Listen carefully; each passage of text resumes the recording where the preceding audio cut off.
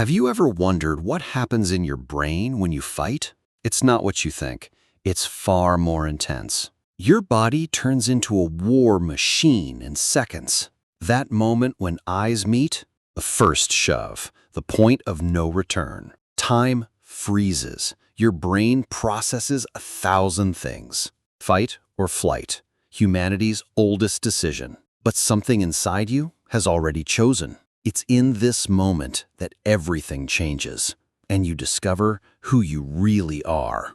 I'm sure you've avoided fights, and that's perfectly fine.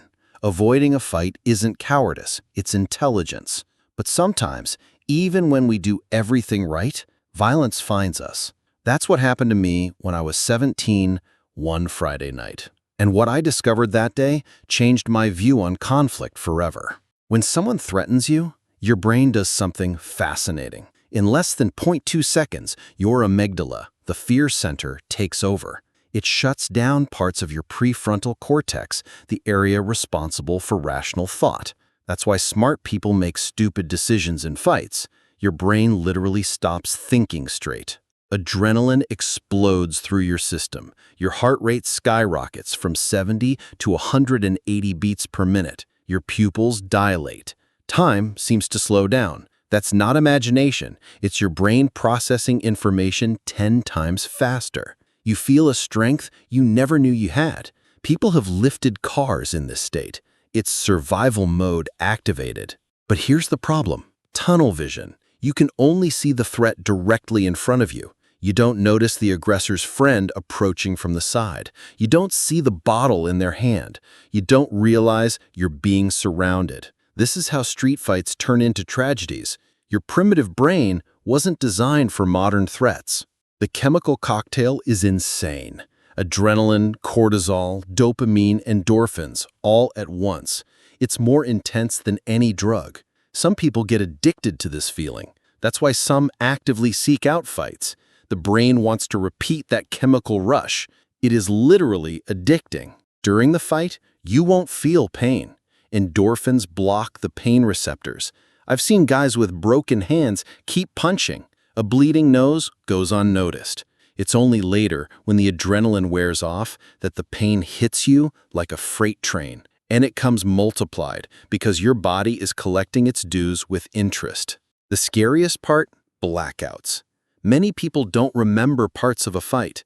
Your brain gets so overwhelmed that it stops recording memories. You act on autopilot, pure instinct. Afterwards, you're left trying to piece together what happened. It's terrifying not to remember what you did. The first time you hit someone is shocking. The sound is different from movies. It's a wet, organic thud. You feel the impact travel up your arm. You see the person's face contort.